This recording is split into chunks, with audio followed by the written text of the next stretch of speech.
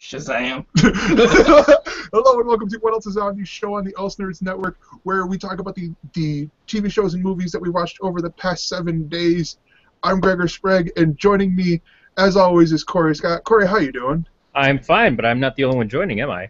No, because joining me as our first guest on What Else Is On, but also our first in-studio guest, is my friend Marcus.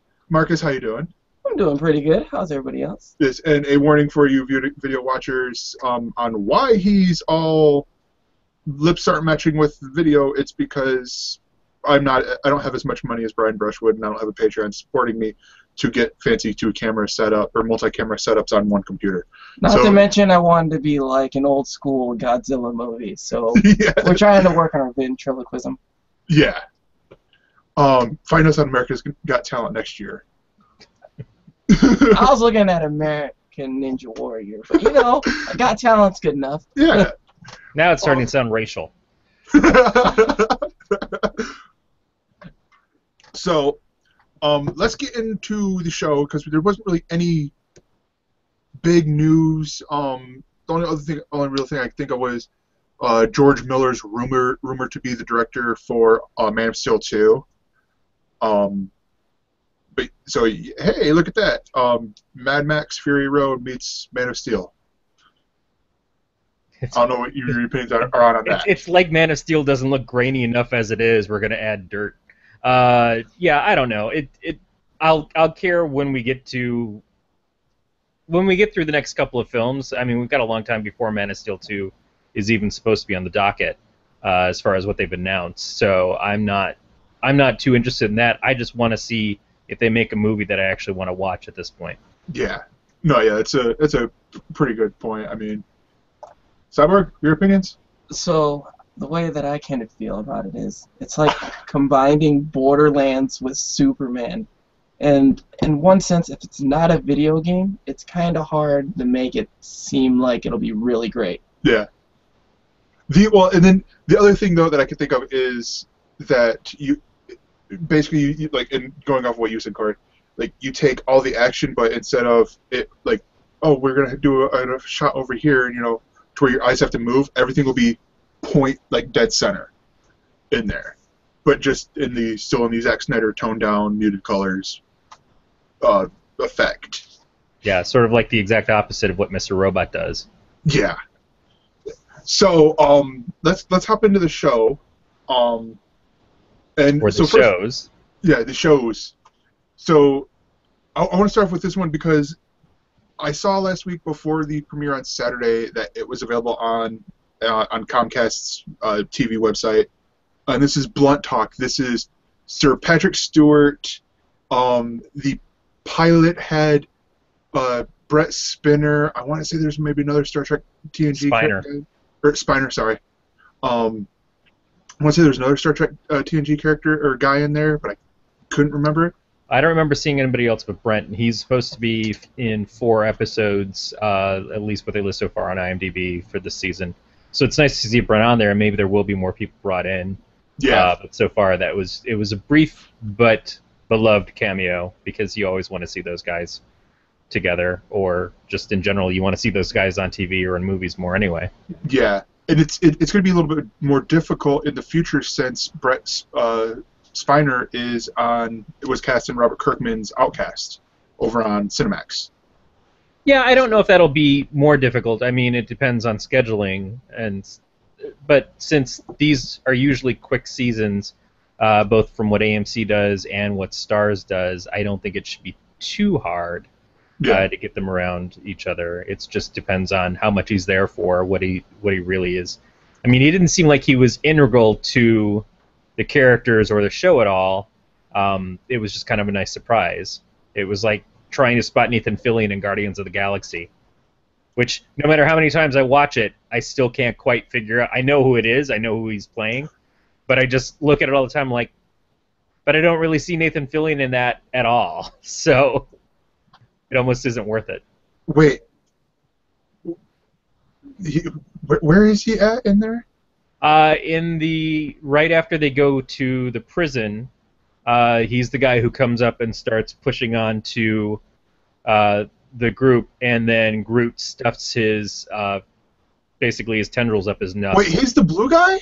Yeah, he's the blue guy. Okay, I did not know that.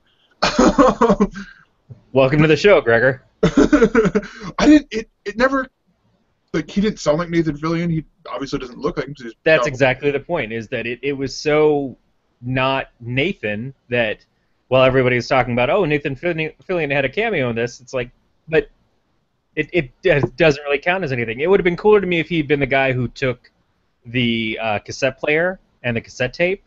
Yeah. Because he at least was a little more substantial. This was just basically somebody who was CGI'd, and he did a weird kind of broody voice, and that was it.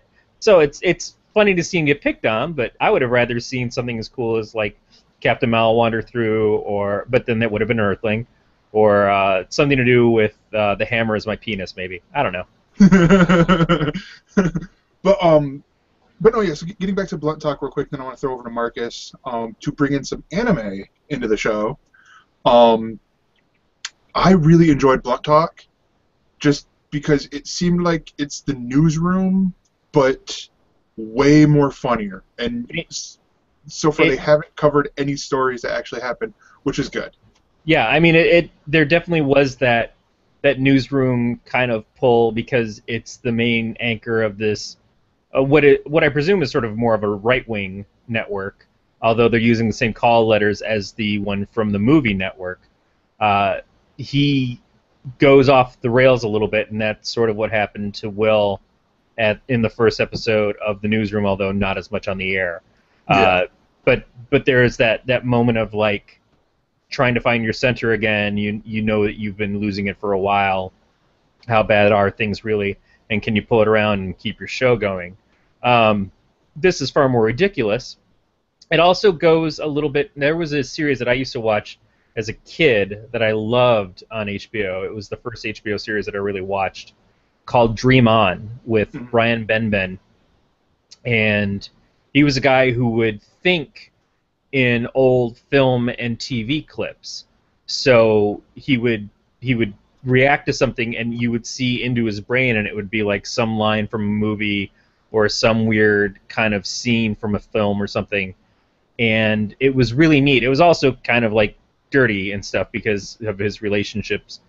But he was a book editor. He talked and thought in TV. It was kind of like me as a kid. I'm like, this is what I want to be when I grow up, even though I had no idea what most of that stuff really meant. So Patrick Stewart in the first episode does have a scene where he remembers the scene from a movie, a trapeze movie. And then in the second episode, it's not so much a scene from a film, but it's kind of like a throwback to a dancing scene where all these dancing girls are kind of spinning around, and then all of a sudden he appears in the middle of them. So he does break into fantasy a little bit so far in this, which makes sense because he's sort of drug-addled and whacked. All right, so I'm going to throw this over to Marcus, and now from everything we've said, and I'll go in a little bit more, basically he's a news anchor who, in the first episode, within the first 10 minutes of the show, and they're half-hour episodes, he is drunk, high on, I want to say... edible marijuana. Yeah, medical marijuana. No, edible marijuana. Yeah, edible marijuana, and is caught with a prostitute who is 21 years old. Now, keep in mind, this is Patrick Stewart. You know, Professor X, old dude, who's caught with a 21-year-old transgendered prostitute. Would you watch the show? Hold on. Before you say that, I thought you was describing a college life for a second there. Because that was almost like a roommate that I knew. So... This is the great thing about Marcus is, like, I'll come in and he'll like I'll see him on Sundays at church, and he'll just start telling me stories. I'm like, oh gosh, how does this stuff happen to you? It's awesome. But yeah, so with Blunt Talk, keeping with what Corey said, do you think this is a show that you'd watch? Yeah, because when somebody is on drugs, you never know what you're going to get. Whether they're drunk because there's a million drunk stories out there. And I am pretty confident that almost everybody's heard of one where their best friend was either on a table stripping or in the middle of a drinking game. Guilty. Oh, you know, there's always something that's wild now that'll happen. So when you throw in the other crazes, like somebody else is just stoned out of their mind, now you're just sitting back and thinking about any random thing. Because I don't know how many stoners or half the world knows. If you sit back and you're just like, hey man, what are you thinking about? All right, let me tell you. I'm just curious. Why do wires work so well? Can we make it work from one screen to a mirror just to see if something spectacular would happen? Because you'll sit there and you'll do that, and then you'll like stare off at the microwave. How does a microwave cook? I know we got the rays, but somewhere along the line, why does popcorn pop? What Stewart goes through in this more with his, at least in the first act, with his breakdown with the edibles and the drunkenness and the prostitute, who's actually he's very sweet to, and kind of charms her, is he starts to sort of hallucinate, and I think that's also where we get into the parts where we're seeing the different movie scenes and stuff. Is that, and in his hallucination, he believes that he's being attacked. He is a war veteran from the British Army. There's a couple of points where they talk about that. And so when the cops come up, he gets in a very defensive mode. And after he bludgeons the testicles of one cop, he gets up onto his car and is sort of like screaming at all of them. And he gets surrounded by about 10 or 12 officers. And then he calls his friend out, who is his sort of, not just his friend, but his confidant, I guess was in the military with him, and now sort of protects and takes care of him as sort of a ward. And it's very interesting the way that Stewart's character is portrayed in this, because he's got emotional issues. He always wants to be spooned by people that he works with, by his writers and his assistants. Well, no, that comes from if you watch it on Xfinity, they, like, on the internet, they play this little clip at the end, sort of like Girls does, where they talk with the director, and that sounds more like the that's the Office mentality that I think he might have started, but it's just sort of like because they're bringing forth the agenda that spooning solves problems. Yeah, but the way that it solves problems is he's got this woman spooning him. Now, one of the other writers asks if she can do it, and he's like, no, this one always does it. So, but she spoons him to cuddle him, to give him some sense of, I don't know, like being cared for, being mothered. But then she also pinches his nipple to make him inspired. So it's okay. It's a little more than Well, just. with that being said, all I can say is this: one, who doesn't like to cuddle? We all need some tender love at some point in time in life. And if I don't know if you're Marcus having an has been office job, under been sport. and if you're having like post-traumatic stress, yeah, you don't want to fall asleep next to that person, because I don't know about some people, but some people get crazy when they sleep. So if you start going through that PTSD, you might get choked while you're trying to sleep, trying to cuddle next to someone. Nice, but no, the episode continues on, and this is the most we've ever gotten in depth on an episode without talking the philosophy. This is great. We need to have guests more often. But no, the episode goes on, and he gets put on what was thought to be an upper drug, but turns out it's what, Ambien? Ambien. Yeah, Ambien. So he takes 3 Ambien, falls asleep while talking to the shrink, who's a Freudian shrink, which that comes into play later on. And then after this whole Richard Lewis, by the way. Yeah, Richard Lewis I'm like, in a cameo, which was nice. Yeah, I'm like, I know that dude. I can't think, but I couldn't think of his name. I knew it was Richard something, but yeah, Richard Lewis Um, and then he goes and does, because he's going to interview himself. This is after the whole thing. The media's made a big thing because they have their own version of TMZ. It's like what, PTR or PRE or something like that. I don't know, something with letters. Yeah, it's just like 3 letters, and they filmed the whole thing happening with, basically one police officer getting, or actually like 3 police officers getting owned by a 50-some-year-old man. No, way older. Oh, what is he, like? I think they implied that he's 70. In his 80s. Yeah, like 70s or 80s. But and then he goes. He decides he's going to record himself to like interview himself. So he was recording to do the questions, and you get him doing all the emotion stuff, like disgust, sort of deal. And then he gets to like the 4th emotion and cuts, and he fell asleep. Like he had an ambient induced hallucination daydream sort of thing, to where he's just like sort of like there but not there sort of deal. And then he gets to the interview, and the interview is hilarious, and the people in the back are controlling half the interview because they're like why, like they're playing him going, just berating himself, going why for God's sake, quit hitting the Y button.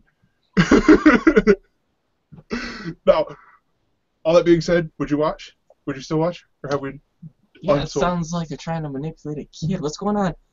Why? Because I said so. Why? You know what? If you say why one more time. No, that's exactly it. And like he's just sort of a not necessarily a kid. And also, I just remember this a couple times while we were talking. Executive produced by Seth MacFarlane. Yeah, Seth MacFarlane actually went doing around something good. and he went around to. Yeah, okay, fine. You didn't watch the Neil deGrasse Tyson show last year? Okay. Doing a good comedy show in a while. He went around and he basically asked people to come up with a show for Patrick Stewart. He's been working with him for a long time on American Dad, and then even Patrick was the narrator in the Ted movies, or at least in the first one. So it's nice that he's looking to give something back to his friend. He's trying to help his friend out.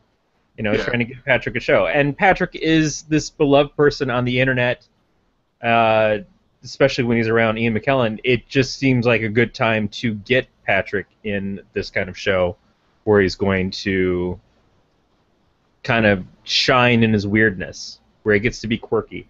It'd be the same thing if we got to do some kind of show and maybe he'll show up with George Takei. No, yeah, I could see George Takei being there and being really good. And Evan's bringing up that Jonathan Ames, the creator of Bored to Death, is the creator for this. And came about just like Seth MacFarlane's like, I'm working with Patrick Stewart on something. Do you want to create a show? And Jonathan Ames is like, yes. Because, I mean, who doesn't say yes when you're just like, you want to work with him? Yeah. So I'm gonna throw us over this. We're seat of our pants here, and we're gonna do Marcus. Marcus, what are you watching? Let's see. I've been watching some throwbacks lately. So, like, I've been watching like Fresh Prince of Bel-Air, some random animes like The Shaman King, and it's like sometimes I watch these shows and I'm like, for kids shows, these are pretty deep. And then, like, if you sit back and watch some of them, you realize that depicts almost every genre of Friends. Because, for instance, in The Shaman King, there's one character who he's just trying to find a girlfriend, but he fails miserably. And I know everybody has that one friend who tries too hard and gets nowhere. Okay, Greg. That was more for a joke, but yeah. And then you have the one guy who's just always angry. You never know why he's angry, but he's just always angry. And you're just like, I know that person. And then there's also another character where he's just the country kid who he comes in, he has too much fun, and then you want to look at him like, tone it down. And then you have that calm, collective person who gets wild sometimes, but not very often. And you're like, okay, most of the time everybody will look at themselves and be like, that's me. And then you realize you're with the rest of your group. Oh, crap. No, I'm that other guy. I'm the crazy one right there. Dang it. So, I don't know. I think it's funny. I always sit back and I watch these animes, and I always realize there's a group of friends that I have that meets every category of every show. I'm a little, as a friend of yours, I'm a little scared to figure out, like if I start watching this and be like, which friend am I to Marcus? Well, in that series, You're the there's a little midget guy. That's what you are. Hold on. Corey, say that again? You're the anthropomorphic panda. So you're calling me Jack Black, is what I'm hearing. Sure, that's not a bad place to be. Yeah. All right. Continue. I was saying in that series, Greg, you'd be the little midget guy because he's the guy who's doing like all the research and he's the more intellectual one. But he's the midget who like sees all the gifts and everybody's just like, you're a little weirdo. But then you have like the most friends who are like the strongest guys around. Yeah, I could see that. I don't know. I don't know if I agree with the midget part. Okay. So you watch, because like when we talk off air, because first time you were doing this, but when we talk, you're always talking about the animes. Do you prefer sub or dub? So that's funny because like it depends on how I start it. If I start it dubbed, I can watch it dubbed. If I watch it subbed, I have to stay subbed. And some people are like, why would you like watch the English version because it sucks? Now, I tend to multitask, so if I'm in the middle of doing something like working on a car, helping my dad out or something, it's nice to listen so I can at least know what's going on. Versus, crap, I'm not fluent in Japanese yet. I got like 4 words down. I need to finish learning the language before I can just walk away. They said Ohio, or they said yes. Thank you, leave me alone, and where's the bathroom? What? Oh, no, don't forget, I'm sorry. There's always a scene where somebody bumps into somebody. Come aside. Oh, I didn't know they were making anime in Canada. but no, because like you said that, I'm like, I'm the same way. Like Full Metal Alchemist, both regular and Brotherhood, I only watch subbed because when it was on Adult Swim, that's how it was. And that's how I watched it. Same thing with Ghost in the Shell. Ghost in the Shell, I watch we're dubbed because of the fact that because it's like the voice actor who does, or the voice actress who does the voice of Major is it's like saying like watching the Batman animated stuff and going, okay, Kevin Conroy is my Batman. It's that same thing. Like I can't go, like I'm open to it now with Jason O'Mara. It just pun here, but it just complicated his show complications because I kept going, you're Batman. Quit acting like Batman right now. And I think that's the one hard part when it comes to watching and switching over. Because, for instance, some shows, you'll sit down and watch it, but because you started in English and the series is like 100 episodes ahead in Japan, you'll be like, yeah, English. I gotta wait till next week. I don't want to wait till next week. So you have to like switch over. What am I listening to? Hold on, I gotta read. I don't like to read. I'm gonna stop the series for a month so I can wait, watch 4 episodes, and then wait another month. No, yeah, that's basically how I was when Hulu started getting into their animes. Was I was like, I'm gonna stop doing this because. And this was before they got Sailor Moon Crystal, but it was actually Brotherhood. It was Full Metal Alchemist Brotherhood. They had like 4 episodes up that were dubbed, that were dubbed, but then they had like all the rest of the series done in subtitles. And I'm like, sorry, no, because here's the biggest problem with Full Metal Alchemist. They made Alphonse in the English version, he's a little kid. It's a little kid in the body, which makes sense because that's what happened. That was his age when it happened, and his soul is now in the armor. In Japan, it's a guy. It's like it's like me or you talking right now, sort of thing. I'm like, You couldn't have got a Japanese kid to do this, to do the voice for this. Oh, what's funny is it's like I was just watching the new Dragon Ball Z movie that just came out, Resurrection of F, and it's funny because for people who follow the series, the voice of Frieza is a female's voice, and you're just like, how are you a guy? Everybody would just assume it's like a transgender or something. So, but I watched it in Spanish because that was the only mode available originally. That was actually subbed. So as I'm watching it in Spanish, I'm just like, man, all these male characters just sound like, ha ha ha. And I'm like, wow, they're all men. Versus like where you watch it in like one of the other languages, and it's just like, female voice actor, female voice actor. Okay, there's a good guy voice actor. And Spanish. Okay, I'm afraid to mess with you because your voice has authority in it. You are showing the authority. Yeah, when I was a kid, I have a bunch of friends who were really into Robotech, but they didn't play them that much out where I was, or maybe I just didn't realize which station it was, so I didn't catch it. But there was one time that I saw an episode of Robotech somewhere along the way, and this guy is talking to who is supposed to be the super hot woman, and it was a guy's voice coming out of her mouth. And as a kid, I'm just like, what? I don't understand what's happening here. It was a guy who was trying to sound feminine, but I just wasn't sure if I was missing something, like some context that they weren't making apparent in the episode that I was watching. So it confused me. But most of the anime stuff that I watched younger years was all stuff that was dubbed over for the U.S. and either Showtime used to play a bunch of anime movies, like the giant robots fighting, and then there was the stuff that just kind of appeared that looked like it must have been American shows, but it was actually ripped off. Like Gotcha Man that became Battle of the Planets over here. That was a big one. Yeah, wasn't there a show like that on USA Network? Like there were definitely a few. I mean, I'm not sure which specifically, but like I want to say like Ultraman was aired on. Ultraman wasn't anime. Ultraman was a live action show. Yeah. That was dubbed English. Yeah, there was definitely Ultraman. There was Johnny Sokko and his flying robot. There was some other robot family that my friend keeps talking about, where this kid summoned these different robots with this whistle. Vetro?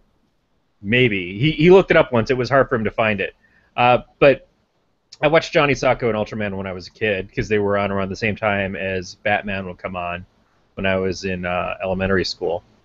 Ultraman was weird because he would like go out, he would start fighting, and then his light on his chest would start blinking, and it's like, oh, Ultraman's gonna die or something, so he's got to go fly into the sun at the end of every episode. It's like, oh, Ultraman got beat up a little bit, now I got to go fly into the sun. Really? I don't understand how that works. And then he shows up down on the Earth again as the little guy with the clicky pen thing that turns him into Ultraman. Except at one point he pulled out his clicky pen and it wasn't what he thought it was. So he's just sitting there clicking away, and it turned out I think it was like a spoon. And I don't know. It was really weird, man. Oh yeah. Really weird for a little kid. Which reminds me, the Spider-Man, the Japanese Spider-Man TV show, I believe is still on Marvel.com. But yeah, so Marcus. 10 years later, though, when I was like 13 or something, there was Transor Z, which was it was one of the dumbest shows, and the voices were terrible. But the thing that bothered me the most about it was that there was the giant robot Transor Z, and then there was a female giant robot, which I think was Aphrodite something or another, Aphrodite X maybe. She would shoot her breasts off as missiles. And I'm like, this is a kid's cartoon. What is this? But culture over in America is very different from the Japanese culture. Yeah. So I want to transition now. And Marcus, do you watch The Walking Dead? Are you? Yes. Okay. So, did you know about Fear the Walking Dead? I actually just saw something on that the other day. Because it aired yesterday, so we can wait until you, like, if you have to leave or whatever, we could talk about it afterwards, because I don't want to spoil you on it. But yeah, just be noted that that's coming up. So actually, I want to talk about a show because I'm transitioning from my transition. Corey, did you watch documentary now? No, I saw that a couple of the characters from it that Bill Hader and Fred Armisen are playing have an actual album coming out. They played the band showed up on an episode of the the Late Show or whatever, the Seth Meyers one. Yeah.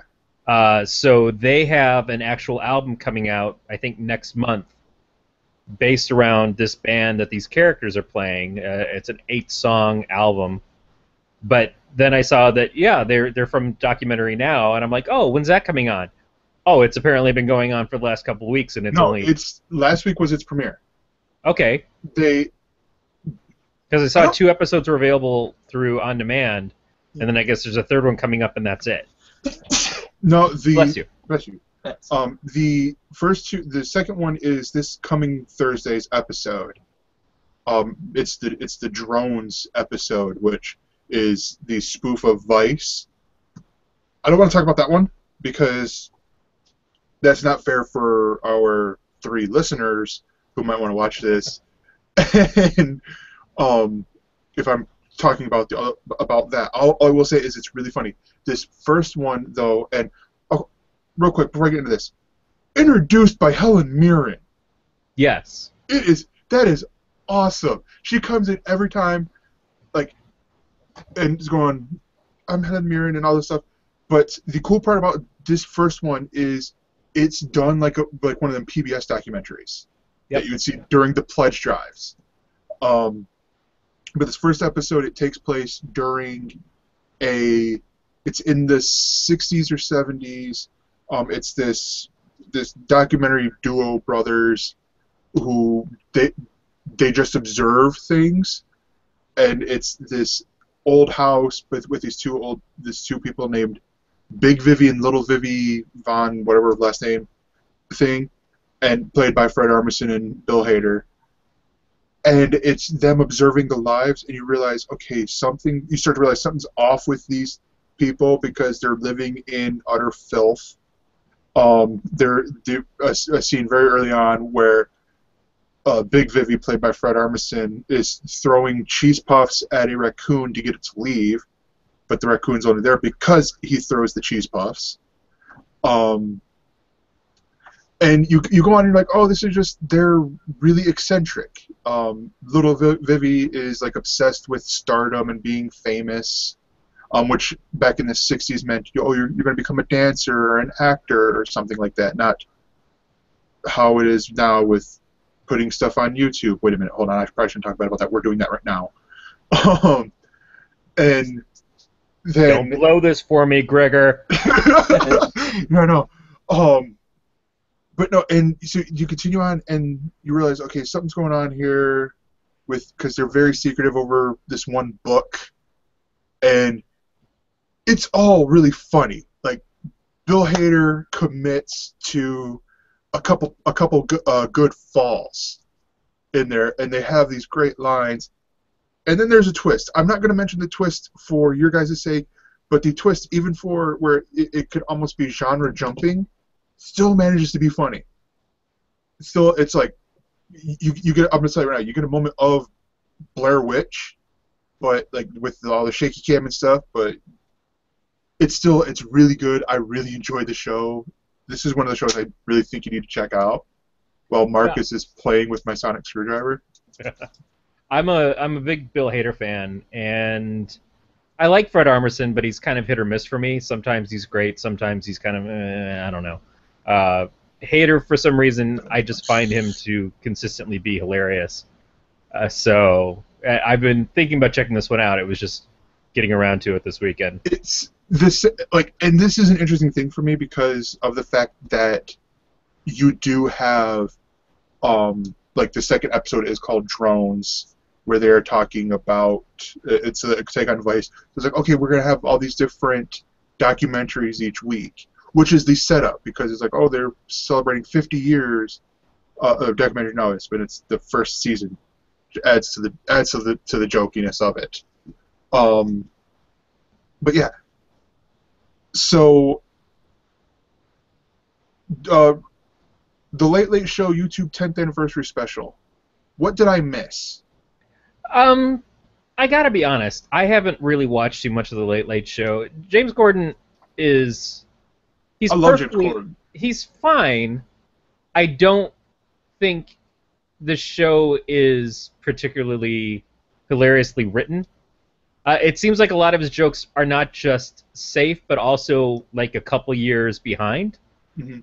He makes jokes that I'm like, oh, I've heard that a lot. So he doesn't always strike me as funny. He's extremely talented. I love the things where he gets in the car and he's singing along with somebody.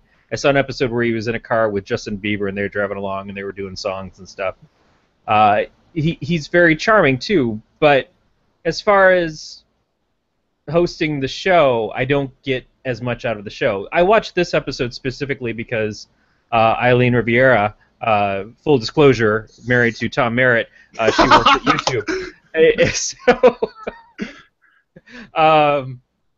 Full disclosure, Tom Merritt's wife works at YouTube. So I watched it because of the fact that this is taking place where she works. And she's been talking about it for the last couple of weeks while they were filming stuff for it. So I was excited to see it and support what she does. And then Tom was actually in the front row of the audience. You see Tom a few times when he's running around there. Jenna Marbles was on.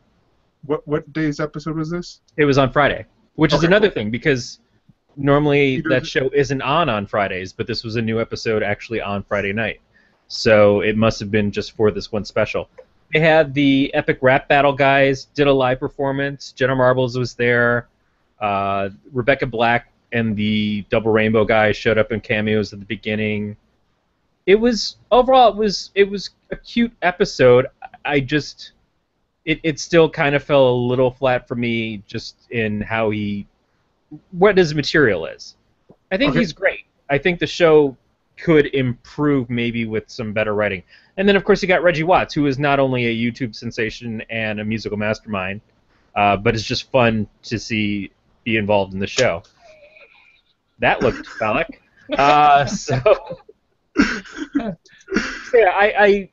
It did make me want to tune back in and watch more Late Late Show. Yeah. But it was his opening song, which was a tribute to YouTube from the last 10 years, was fun. So this was celebrating YouTube's 10th anniversary, or this was? Yes, YouTube's 10th anniversary. Because I wanted to say that the Late Late Show is a little older than 10 years. Maybe a little bit, yeah. But no, yeah. So I definitely want to check that out now because I love James Corden because I sort of watch a lot of British TV now, including one of his big hits, his breakout hit with Gavin and Stacey, which he created and wrote a lot of the episodes for. And so with what you're describing it to me, it sounds like he's still super British with a lot of his humor, a lot of the writing and stuff in there. I think he's safe. Yeah. The show is very safe. When Craig was doing the show, I felt Craig just got to a point where he didn't care about trying to do a late night show, and he just kind of like, I'm going to riff and I'm going to talk to people like people, and that's it. Corden's feels closer to what classic late night shows are. The interviewing style, the opening monologue, all of that stuff.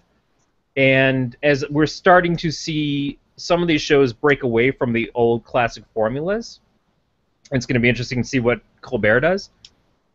I guess it's good to have that kind of show still around. It's just that at that point in the night when you should be able to get away with more, yeah, I expect something a little bit more risque.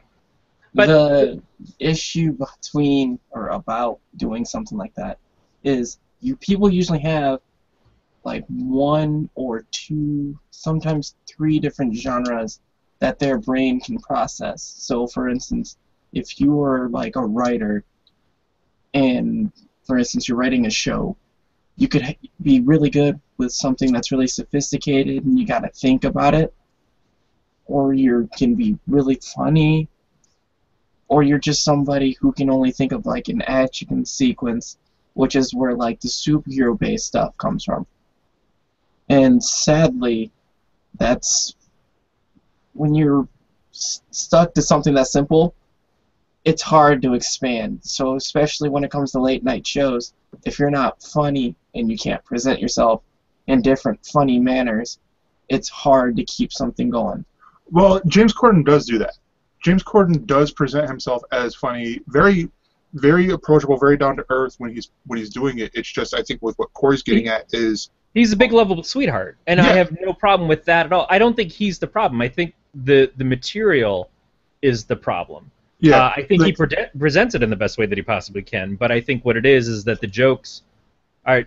There was a couple weeks ago I watched an episode, and he made an offhanded joke. Well, not even offhanded. It was planned. It's part of the material about people who read comic books are virgins and live in their parents' basement and stuff. And it's like I'm not insulted by that because we've had that constantly said for years. But we've had that constantly said for years. Yeah. It's not even good rips on comic readers anymore. It's just kind of, yeah, okay. Haha, you might as well say bam, zoom, pow in relation to comic books to really get with what the kids are talking about today. That's the problem, is his material is sort of stale. Well, whereas I think if it was someone who was writing better material for it, it would be excellent. When it comes to that, the downside is that when people have a concept but they don't research it, that's one reason why people tend to like stay or use old things. Right, and that's the thing, is that right now we've got this sort of renaissance with these young guys that are taking over late night. We've gotten rid of Leno, Letterman's retired. Oh yeah, finally. Conan is still kind of on that cusp. He's still he's old school enough because he was raised on it, but he's been the new school guy for a long time too, and he kind of walks that edge between the two. But I think he's genuine. But now you've got people like Fallon and Colbert and Myers, who are the sort of young bucks who are starting out. Even Kimmel are guys who are kind of coming in and changing things up. They're doing new stuff. Fallon, what he does with the online stuff and what he does with new technology is part of why he's been so popular. So to see all these kind of younger skewed late night shows out there, and then to see this show kind of play to what is jokes that seems like Leno was doing.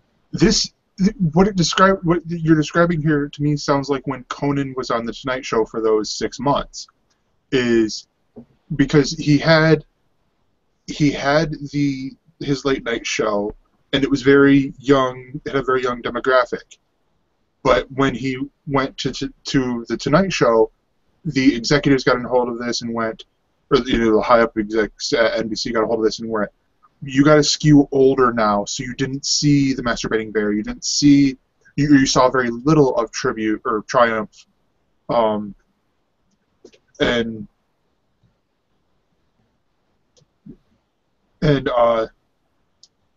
like you didn't see any of his old stuff from before, like the FedEx Pope. They said they put him into the Tonight Show mold, instead of letting him kind of create the show that he'd been doing and had his audience with. They were like, well, you can't just bring your show up an hour. You have to, which is what they then did with Jay. They took Jay and put him up an hour and a half. So they said, no, you've got to do these things because these are what the classics are. This is what Carson did. This is what Jay's been doing. So you've got to kind of do these things too. That's what people expect to watch the Tonight Show. And that wasn't a problem with Conan. That was a problem with NBC deciding that that's the way things had to be. You notice that's not what they've done with Fallon. No, because Fallon stuff was taken off, and they're like, yeah, now that Jay's actually really, honest to God, leaving, come on, you've got enough cars, drive off into the sunset, sir. Take that chin away. Fallon comes up, and Fallon's just still doing Fallon. Yeah. Because that's what people want from it. You know, And if we could have picked anybody else to put in that spot, but you're bringing the person who's already got their show. People love that show. So instead of giving him his show and his due, that he earned that spot, you tied his hands. yeah, But and Corden doesn't have that. Corden is doing the show that he's decided to do, or maybe they've I, decided that he's going to I do it. want to say it's more CBS because I look at one of the shows that I watch that he's doing now, and is the big reason why his show is only Monday through Thursday over in the UK on the network Sky HD or Sky One HD. He has a show called A League of Their Own, and it's a sports trivia panel show thing that he hosts, and that you see that he's let loose a lot like Jimmy Fallon, but he's still hosting a thing to where I almost think it's more of the execs. Like he's doing a big thing and like with making it his own and all that stuff, but I think it's like the CBS execs who are saying you sort of got to tone it down a little bit, and just work with us, sort of deal. Or maybe he decided to tone it down himself because since he wasn't a widely known, comedian over here. Maybe Yeah. it was he's playing it safe to get people to feel comfortable with him before maybe he breaks out a little bit. Yeah. I mean, when Jon Stewart started on The Daily Show, we talked about this. He spent a few months kind of transitioning from what Craig Kilborn was doing to what the show became, and then it still took years for it to become really more the political show that it is now, or what it finished off as. It took a lot of time, but for the most part, it was just like we're moving into Craig's spot. People have an expectation of what Craig's been doing. We don't want to continue to do that, but we're not going to just abruptly change at day one. So Craig used to do 5 questions, and then John's like, okay, we're going to start with 5 questions, and we're going to go down to 4 questions, and we're going to go down to 2 questions, and then we just move that whole thing away. And then Craig got to go do 5 questions on his Late Late Show when he went and started that up. So I think if there was something that was left over from what Ferguson was doing on the Late Late Show before Corden popped in, then that would make sense. If he did something with a dancing horse, or a bag of bones being an announcer for the first couple weeks, that would be like, okay, here's the legacy thing, but now I get to make this my own. No, this seems just like this is his show. This is what the show is supposed to be, and I think it's underserving him as a host. But I think the parts that work really well. The things where he is the super fan. He's like Chris Farley when he was interviewing Paul McCartney on Saturday Night Live. He just kind of like sits there and bashfully like is sort of hero worshipping.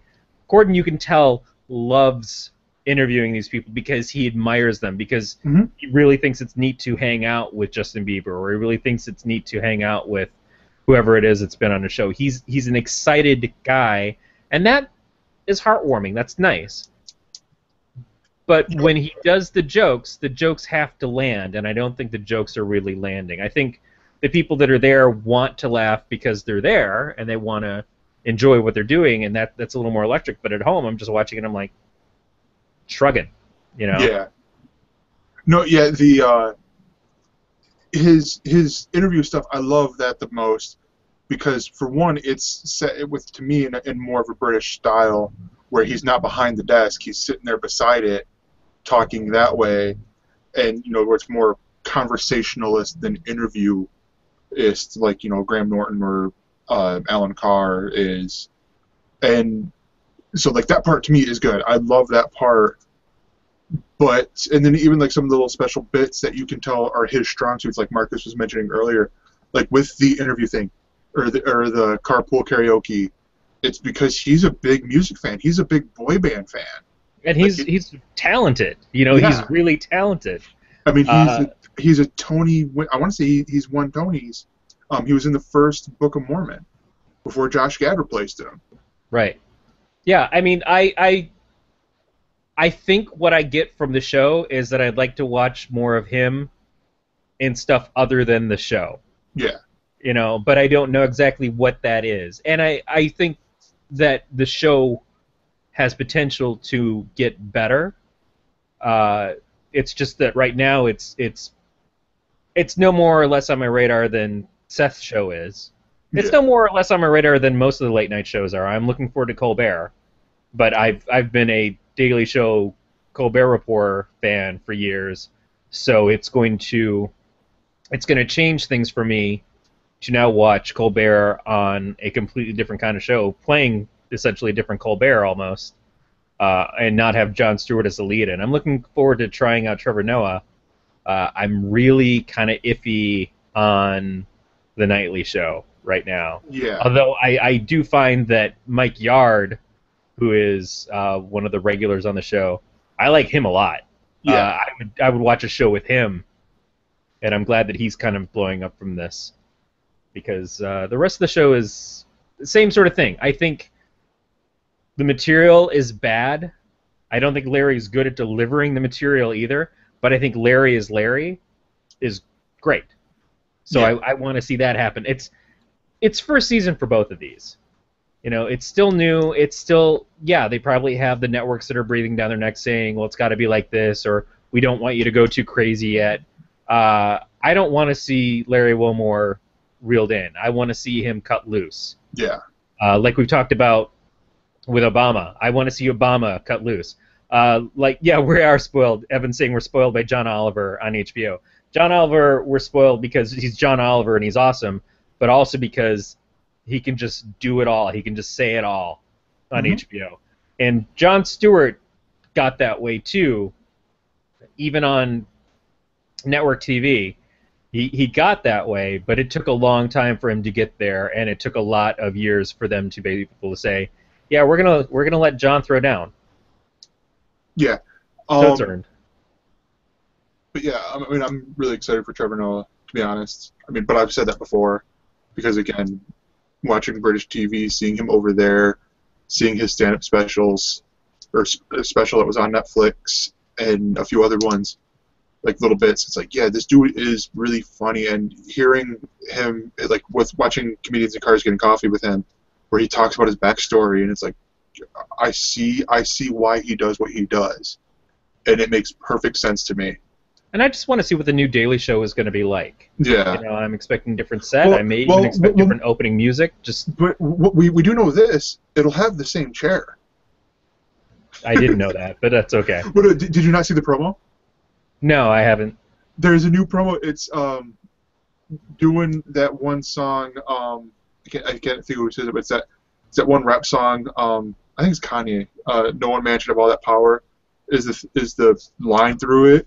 As Trevor Noah's walking out to the chair, it's like, same chair, different ass. As they zoom in on his butt as he's sitting down, and they play a great height joke for Jon Stewart, because he's like sitting and he's like this.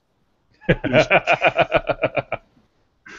the part that sells it for me the most is you see Trevor Noah, he's sitting there like this, like straight face, and then he just gives his big smile. I'm like, yeah, people will be sold by this. I hope so. Yeah. I at least hope that they give him a fair shot.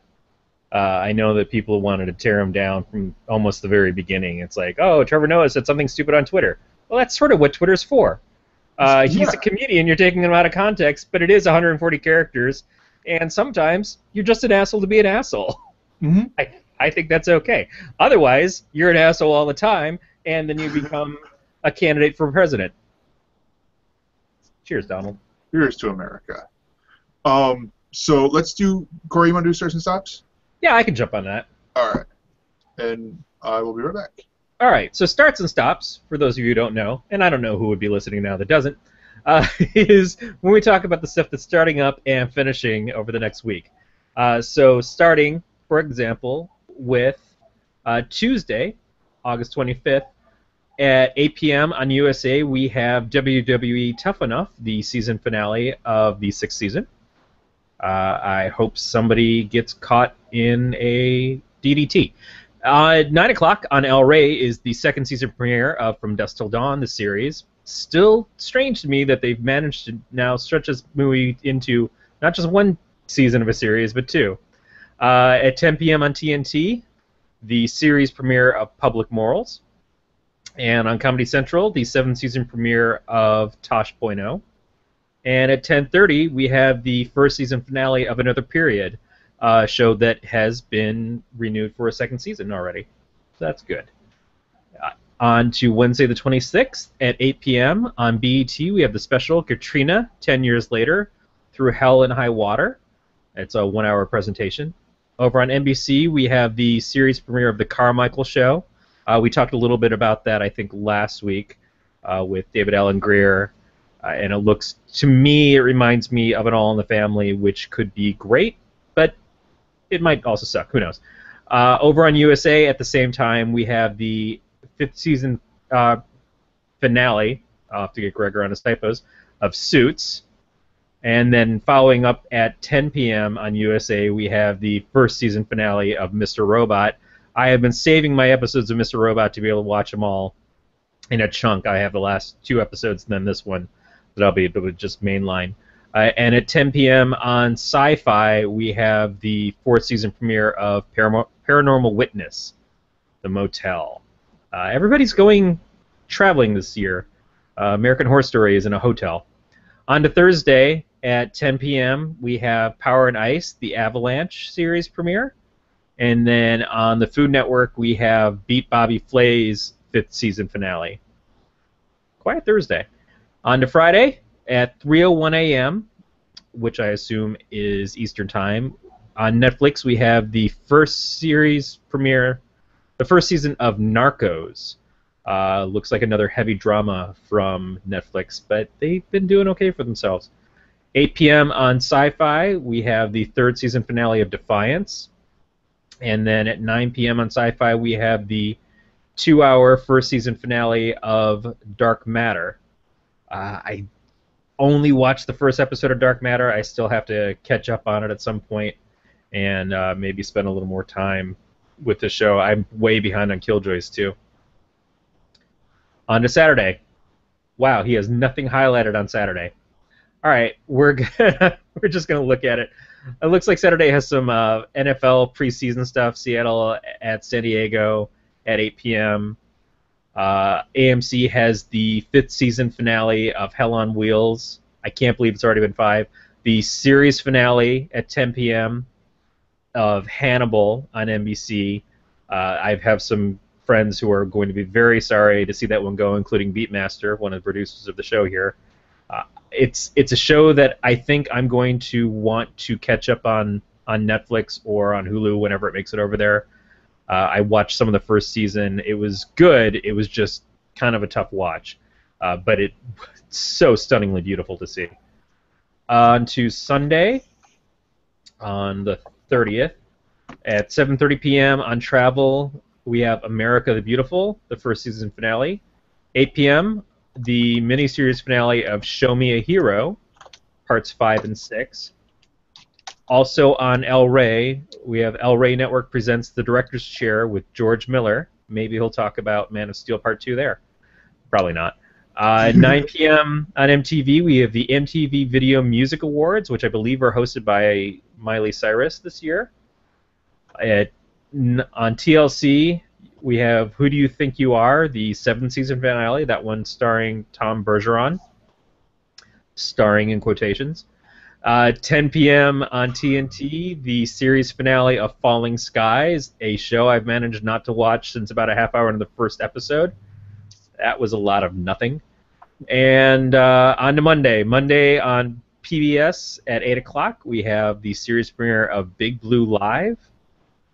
At 9 p.m. on MTV, the 5th season premiere of Awkward. Followed at 9:30 with Faking It, the 2nd season summer premiere. At 10 p.m. on MTV, the series premiere of Todrick. That doesn't even sound like a word. It's well. Here's the description, because I was like, oh, let me check and see what this is. And this is straight from the press release. In his new weekly MTV docuseries, Quadruple Threat, Todrick Hall lets fans into his creative factory, introduces them to the passionate troupe of creative collaborators who pour and soul into his weekly videos. So this is a dude, like a dude named Todrick. I've never heard of Todrick Hall. Well, it sounds at least like he's trying to give back to people who help him do his. I don't know what his videos are or what they're about, but at least the description sounds like it's about celebrating the people who help him. So that's good. Yeah. And then at 10:30 on MTV, wow, heavy MTV night. Girl Code Live, the series premiere starts. Because Awkward and Faking It, I will be talking about the week after. Because I like those two shows. Todrick, I might watch. And then Girl Code Live, I'm like, I'll just throw it in there. I mean, when there's not a lot on that you're like, okay, I want to talk about this. Like, I could mention that at 10:01, it's the first season finale of ABC's The Whispers, a show that I quickly was like, I don't care to watch this. The only thing that was loud in the room was me turning it off. Okay, and that was Starts and Stops. Yes. Now on to I'm gonna say this for now. This is the last time we're going to talk about the movie draft because Beatmaster won. He's not even here to claim his prize, but he won. I don't even see movement on mine. I think I was at the same amount last week. It's very small movement.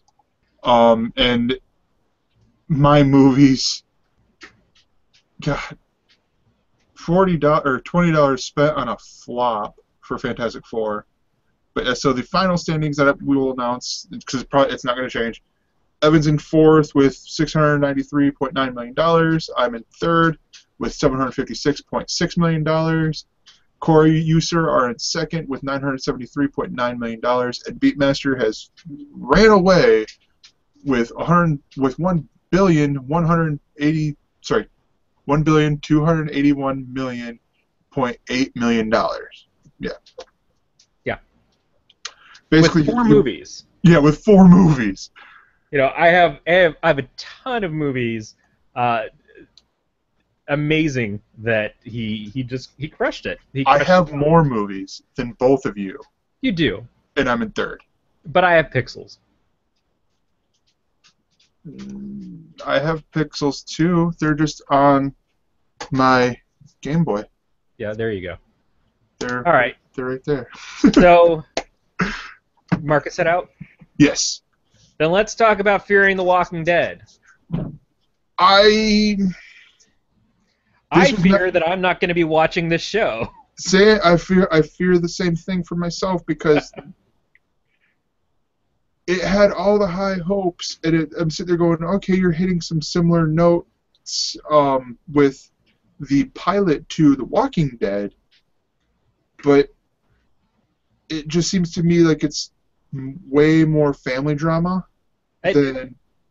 First of all, isn't this whole thing just sort of like the pilot to The Walking Dead, essentially, anyways? I mean, because that's all the show is. It's a prequel to a show that we're already watching.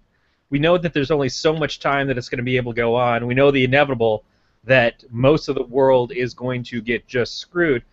But I can't say that I care about anybody that's involved in it. I'm just watching see them get bit at this point. So here's the thing. I forgot that the show was coming on. I did listen to Starts and Stops last week. I just neglected to do anything about it. I watched Blunt Talk. My wife comes to me and she goes, hey, 9 o'clock, The Walking Dead. I'm like, no, The Walking Dead doesn't come back until October. No, the new Walking Dead. Oh, you mean the old, new old Walking Dead thing. Now, I had seen some of the previews and stuff online for it, and I already wasn't feeling it, but I was not going to ruin it for her because there are 2 shows that my wife really goes crazy over, and that's The Walking Dead and Game of Thrones. Those are the shows that we watch together. Oh, okay. I was like, wait a minute. Because I was in my head, I'm like, Pretty Little Liars. She likes Pretty Little Liars. She's liked shows, and then she'll usually go through phases where she'll like a show, and then she'll just be like, done, sick of it now.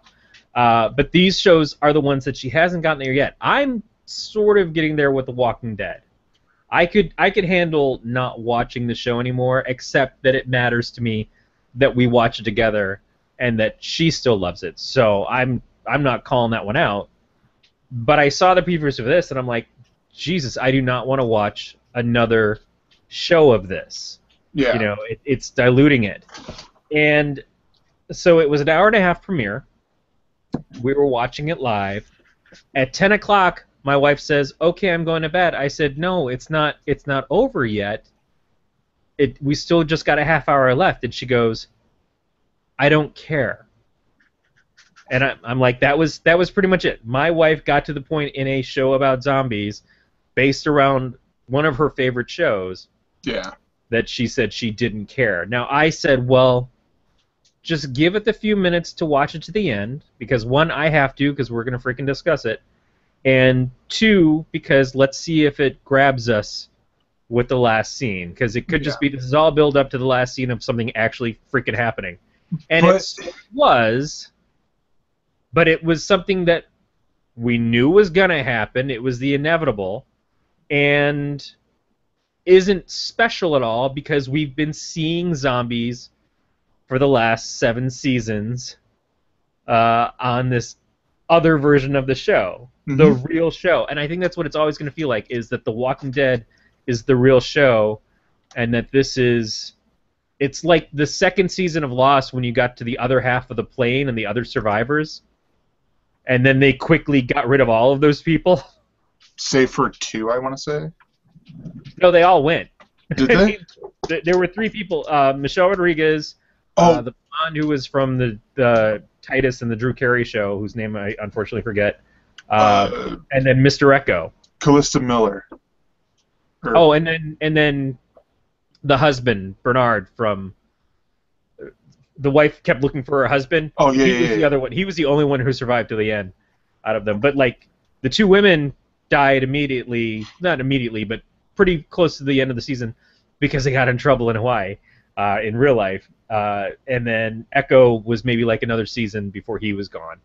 Yeah. And Echo was a genuinely interesting character. I could have watched a lot more of him, and it maybe would have made the show not so much about John Locke if they kept Echo around longer.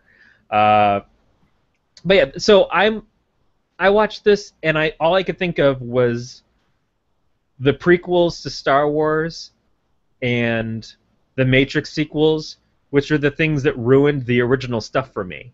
Mm-hmm. It's like I'm keeping in mind that I'm already kind of like I'm saying that The Walking Dead is getting a little old for me as it is, but it's like I'm watching this, I'm going, this could be what turns people off of the show, off of the real show, because it was the #1 rated show last night. It's the #1 premiere on cable ever.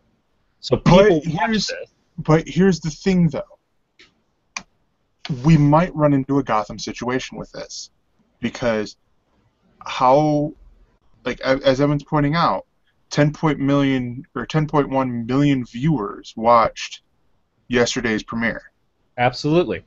And we don't even have the +5 numbers, which would include me into that, because I didn't watch it until 6 o'clock or 6:30 today because of work and because Big Brother was on, and then I had to go to the bathroom, and so I didn't want to go on 20 minutes late. Oh, I'll have. By the way, I didn't get to watch Big Brother because it didn't record. It didn't play here because there was some game on. Oh. And I don't even think they time shifted it. I couldn't find it anywhere on CBS's schedule last night to record. You didn't miss much. I saw some of the spoilers on it, so yeah, I know. But yeah. And it was that, real quick, that was just a big... I don't know how big the spoilers get into, but it was just such a big tease of, oh, I'm thinking of putting Vanessa up, but because Steve says he doesn't want to be a pawn next to Johnny, I don't know what to do. He's a pawn up there next to Johnny. I'm like, yeah, whatever, dude. That's every episode. Every week is oh, we might do this. And then, no, we're not really going to do that because we're pussies. Yeah. No, exactly. And I don't mean that vaginally. I mean that in the kitty cat sort of way. If your kitty cat's a total wuss. Hey, all cats are either wusses or dicks.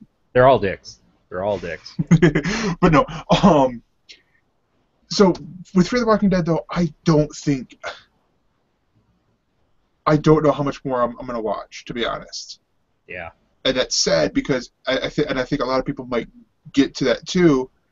And part of me thinks, okay, with Robert Kirkman, are his best TV shows going to be the ones that are directly based on the source material that he did for the comic, looking at the original Walking Dead and then Outcast. Like, if we start doing spin-offs of those things, because this is a spin-off of the TV show, so here, do we not have as much faith in it? Like, I don't know. I just think that, like anything, you can oversaturate. yeah. You know, if AMC, even if it wasn't Robert Kirkman, if AMC just decided, oh, we're gonna do more zombie shows, or if other stations jumped up and like, here's our zombie show. It's like what people keep saying happens to comic book movies. Is eventually we're gonna have so many comic book movies, which they don't really mean comic book movies, they mean superhero movies. Yep. But we're gonna have so many of them that it's just gonna oversaturate the market. Then people are gonna want to see them anymore. Now you look at Universal being the #1 winner of the summer, and none of their films being superhero films, although you can kind of say the Fast and Furious and Jurassic Park are sort of superhero movies in their own way. Yeah. But at the very least, they didn't have a Marvel or DC logo on them. They didn't even have a Valiant or Image logo on them. They were sequels. They were products that had been established before. Minions, the same sort of thing, came out of a couple of cartoons about a supervillain. But the biggest successes weren't Fantastic Four, certainly. Ant-Man, wasn't even Age of Ultron, you know, which is done very well, but not the big winner of the year. Yeah. So maybe that's true. Maybe it is true that they were oversaturated with the superhero stuff, or people just have an expectation of, if you're giving us a superhero movie, give us a great superhero movie. But when it comes to this, you're ripping off your own property. You're CSI Miamiing The Walking Dead. Yeah. And I feel like you can accept that from a CSI because it was a popular show, but what they did when they sectioned off and they started doing the other ones was they knew what they were doing. They knew that they were just going off the formula. The Walking Dead isn't so much the formula. The Walking Dead is the characters. Yeah. And it's obviously it's the human characters over the zombies, but the zombies are still important to it. And I feel like when you open up this new show with your heroin chic model guy running around in a blouse that doesn't even fit him, coming out of a church where he just is running from his zombified hot model girlfriend, it feels a little too much like Hollywood, whereas The Walking Dead, because not that anybody's unattractive in The Walking Dead, but they're not made to look Hollywood glamorous on the show because that stuff doesn't exist anymore. Yeah, their hair looks pretty good for being out running around so much, but overall, it's been made to feel a little bit more realistic. Couldn't you say, though, with that point, though, about the Hollywood beautiful people, when the setting is Hollywood, that they get a pass on that? Not when it's a homeless guy waking up from taking heroin in a church. And his homeless friend who looked like a model except stabbed and with part of her face messed up. Yeah. They looked like models. That just was ridiculous. I will put it this way. If, like, I'm still going to watch Fear the Walking Dead, but I don't see this show warranting a Talking Dead show afterwards. Oh, absolutely. Well, I mean, it didn't start with one last night, did it? There was one before it. It was the season, but it was technically the season 6 preview for the regular Walking Dead. Right. And because they had Scott M. Gimple, who he was not. I flipped through and I saw the end little bit of it, and I'm like, oh! It was only until after Chris Hardwick said, thanks to Jorge Garcia, someone else, and then Scott M. Gimple. I'm like, oh, that is Scott M. Gimple because he has this big Rick-looking beard. I'm like, that's not. Oh, that is Scott Gimple. Are we going to be seeing you in this next season there, Scott, or something? But no, like, I don't see And I know Chris had talked about, yeah, if we do good enough, then maybe we'll get the other show. I'm more honestly right now. I'm more excited to see At Midnight come back and take over the Daily Show time slot for 2 weeks. Is that actually happening? Yeah, after Okay. they're on break right now, and so it's literally the same thing that happened with The nightly show, between the nightly show and Colbert. yeah, like they Yeah. have the break, and then there's the time when it would come back, and so right now since John left, they've been rebuilding the set. I'm pretty sure. But when they come back, what would be scheduled to come back from their break, it'll be at 11 o'clock, and then at nightly show, or well, then the nightly show. But yeah, that's like I think that's like 2.5 weeks away or something like that. I don't know. It's a little bit away. Um, but yeah, I think that any other shows you want to talk about? Just my wife decided to record an episode of Wife Swap. I don't even know. She must have just been passing through something on TV and she saw this pop up. And the only reason she recorded it was because it was the Corey Feldman episode. Corey Feldman swapping, which was not his wife, one of the Corey's Angels, part of his weird thing that he does, with Tommy Davidson's fiance. Tommy Davidson from In Living Color, from a lot of great stuff, and Corey Feldman from back alley crack places. Which explains why he's got a model hanging out with him, because when you do a lot of drugs and you're out on the streets, you look like a model. That's if the Fear of Walking Dead taught us nothing, it taught us nothing. I don't know if Corey Feldman's just been playing a character, like if he's just been Joaquin Phoenixing everybody for a good number of years. He seems consistent. Like every time I see him show up on something, he seems just wacky.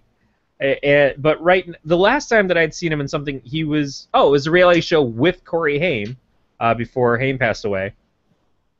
Feldman was about to get married. That apparently didn't last at all. And so now he's got this, what is essentially a cult that he calls a program called Corey's Angels, where he has women come stay at his home, wander around in lingerie with angel wings on, or nothing. He has a few women that come and play in his band, and he's supposed to be like some sort of self-improvement guy, some sort of like guru teaching you how to better yourselves. But it's basically he's teaching these women how to be indentured servants to him and his whims. And he just never says which self. Yeah, exactly. I mean, he is self-improving. It's just himself, not themselves. Yeah, I am not a wife swap watcher, celebrity or non.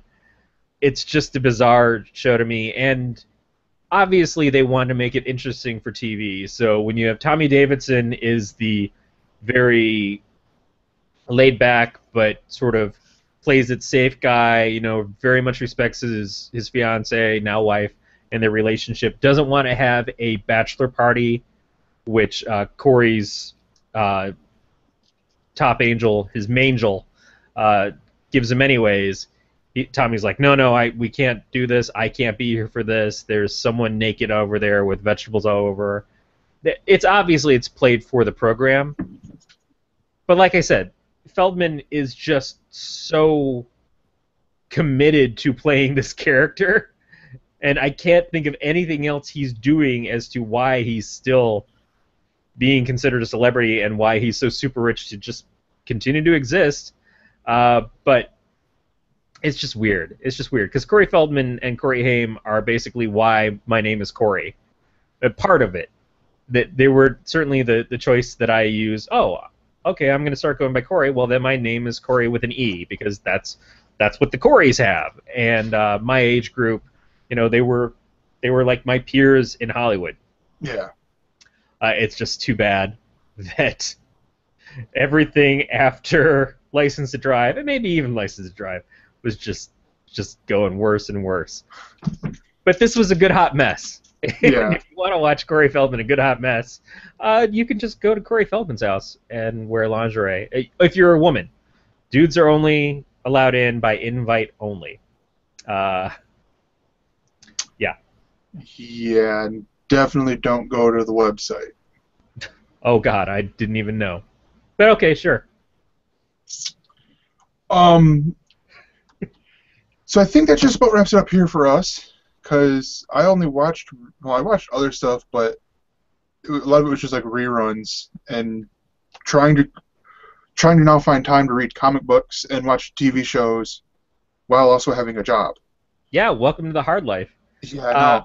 I was going to make this week, once I saw the wife swap thing, I was like, I'm going to make this week all reality TV until all of a sudden I realized Blunt Talk was up there. I was putting my reality TV shows on the list here, and then I saw that you were posting things about Blunt Talk. I'm like, well, I guess I'm going to have to watch Blunt Talk.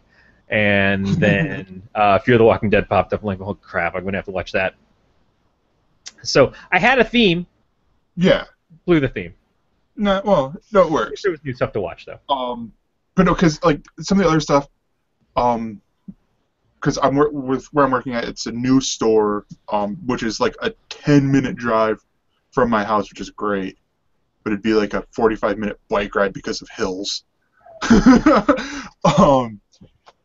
Like we're doing setup. Like I went in for my final bit, which was bringing in my driver's license and social security card, so that they could copy it or whatever. Yeah. And they had half of the fixtures for the store up. I go in 2 days later. They have all that filled, all that built, all the cash register area built, and I'm like, what? How many people do you got working here? Do we got like leprechauns coming out, or like Ewoks coming out at night to finish the builds or something? What is going on? And so I've spent Saturday, Sunday, and then today stocking. There are certain areas that I wish I didn't know as well as I do. Like, oh, hey, where's the Tupperware? Oh, back corner. Where's the Swiffer? Other corner. Where's the apparel? That aisle right behind you, sir. Let me just tell you now, it's good to have all that information on hand before you open, especially. Yeah. You'll be surprised how much you have forgotten by the time your first inventory rolls around. Oh, yeah. And then you get to be reacquainted with everything. Well, there's this one dude who, he was actually at the store that I worked at, because it's a chain store, a national chain store, but I'm keeping the rest of that vague for personal reasons. The person, or the dude who was there, he worked at the store that I did my third interview at, which was with the district manager, and he's like, oh, so are you going to be working over at his store? And I'm like, no, I'm going to be working here. I just had the interview over there because that's where the district manager is. He's like, oh, yeah, that makes sense. Found out about my nickname with Lunchbox in college. Found out all yesterday to call me Captain America because I was wearing my Captain America shirt. And it's a really cool guy. Reminds me of you for the sarcastic smartass reasons. Oh, so then he's very cool. Yeah.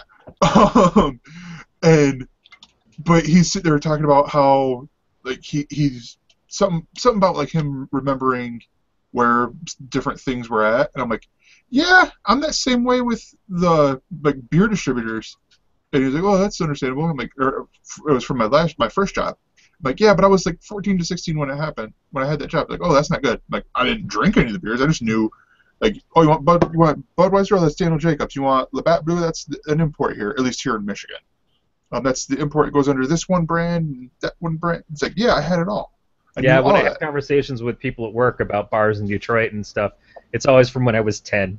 Yeah.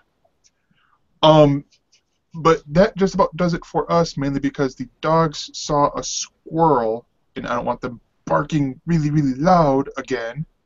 So you can find more about us by following us on Twitter. And we're at Elsiners on Twitter. I am at that Gregor, and he is at Captain Temerity, and Evan is at Mr. Fusion, Mr. _Fusion, if I remember correctly. You can check out our Facebook page, or you can check out our webpage at elsiners.com, where we have our episodes and other things maybe in the future when I'm not extremely busy and if we feel like it. You can find our Facebook group where we try to post regularly stuff that is interesting and nerdy to us at facebook.elsters.com. And you can find full archives of our shows right here on YouTube by going to the other site, watch.elstnerds.com. And hey, we have a sister, soon-to-be self-network out there called. I'm like, how do I say this? Like, Father, no, because I mean we were spun out. But anyways, we have the Galactic Netcast crew out there, which we are in a way is a part of. We are listed as hosts on the yes. gncast.com site. Yes. Oh, your biography's up? I am up. Nice. So if you for some reason like what we do, or if you want to hear other people who are much better at what we do, you can go over to Galactic Netcast. You can hear the Sci-Fi Geeks Club, which Gregor and I both occasionally get to guest on. You can hear the Alien Invasion podcast. You can hear Weird World Weekly with your co-host, with Matt my Stein. Co-host Matt Stein, who I co-host. Is this how Brian and Tom feel or Jury whenever they do shows with other people? It's like, I think that's why they do very brief exits. I think it's like, yeah, you can go buy my stuff on this, or you can catch me here, and that's it. I think we go a little long. Yeah, but we have a lot of things, and we'll get better. Since it's new, I'm going to say I am on the Podcast of Terror. I'm on the second episode of that, and I will be, for the foreseeable, the co-host of the show, I think. So, and Gregor is on the splash page over on Galactic Netcast. Splash page news, splash page blog, splash page podcast. If it's a splash, it's either Gregor or Shamu. So yes. Sorry, oh good God, that hit. But no, yeah, you can check out Dave and all of them guys there, and we record What Else Is On every Monday night at 9:30 East, 6:30 West. Figure it out anywhere else. Yeah, we don't do math. Yeah, those are the only two time zones that matter to us. Sorry, Mountain Time.